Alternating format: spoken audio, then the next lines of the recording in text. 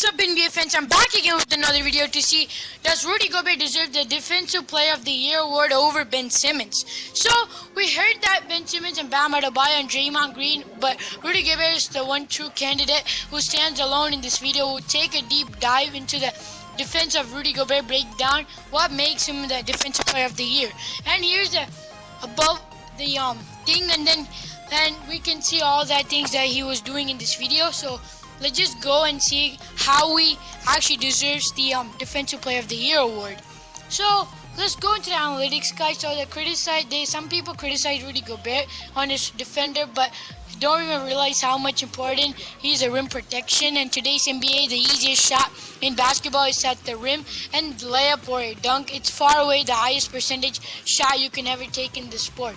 Let's look at some numbers on the league average percent, 67.5% off an average, 1.4 points per attempt, and in the league 3-point percent is 36.7 and 1.1 per shot attempt. This means that if you put the average team in a give 100 shots from the rim and would score 140 points, that if you give the same 100 shots to three, just 110 points more extremely best 3-point shooting history of basketball. 2021 Clippers, they shoot 44.4 and 3, in which 124 per shot, and reference the worst finishing entire NBA. Cavaliers average more points per shot, like 1.25. No matter what, the spin protection is valuable than the perimeter defense, and the most efficient shot in basketball. As a result, Rudy Gobert has a defensive impact for that, and the greater than any other player in this regular season right now in 2021. How good is he defensively making those? And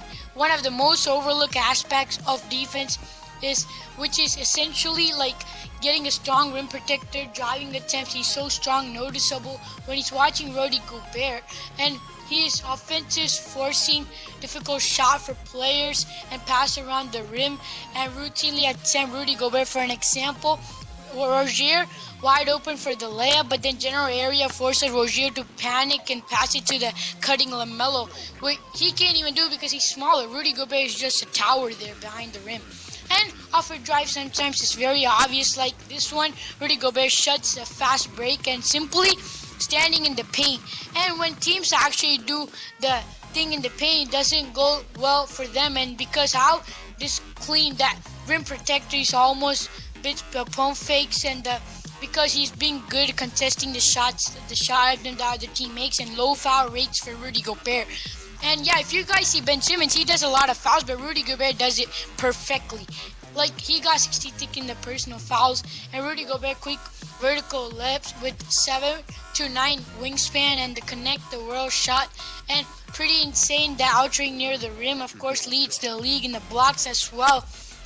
Rudy's biggest improvements this season in the footwork, quickness, and mainly help the side to be a rim protector, able quickly to get the threats. Absolutely, like the attempts on this one, he rotates the harness, driving quick little hoops to the layup attempt, the Euro step, and the size he takes to couple up from the 3-point line rim, and he's so smart that he rarely misses opportunities, almost always positioned to outer shots in the paint and getting the guarding the pick as well as the beating off the dribble.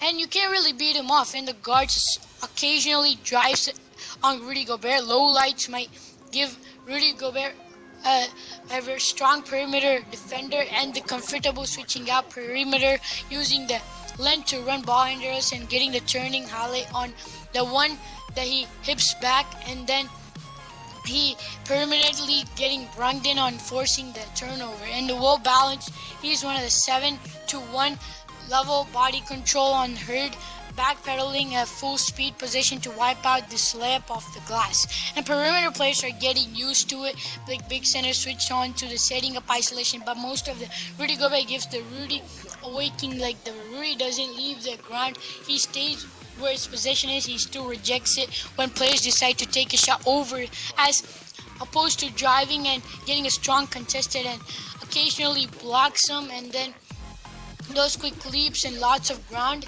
When he gets beat off the dribble, he goes and gets them fast and then gets the recovery, stops and chase down and blocks a lot of things in his possession in two massive steps, and he takes them in the paint for the layup and he just blocks them. Mitchell get lost in one and then having the best protector on the planet, and he even said that. So yeah, that was a Jazz perimeter defenders and so on the 3-point line to prevent the shots, not worrying to recovering because of the Jazz of the number one 3-point defense and in the entire NBA, Rudy Gobert on the floor, something that's never happened before, forcing teams to live in the mid-range and inefficient in the basketball.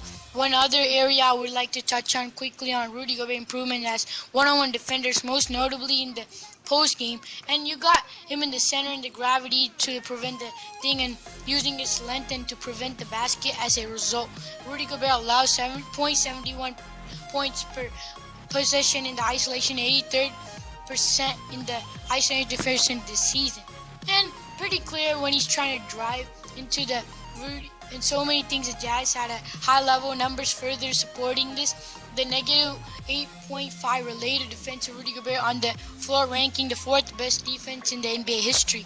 That falls to a plus 3.9 with Rudy Gobert off the floor and dropping 28th in the current NBA right now. The biggest defensive player who's Rudy Gobert. And top of that, Jazz have only one rim defense in the floor who's Rudy Gobert. A fall for the 29th with him in the floor. Further impact in the rim protector off the that. Yeah, that was all that. And then let's look at some of his most accurate metrics on the just you can see some names like recurring defensive player, the big Bam Adebayo, Ben Simmons, Giannis Antetokounmpo, Draymond, and then Miles Turner.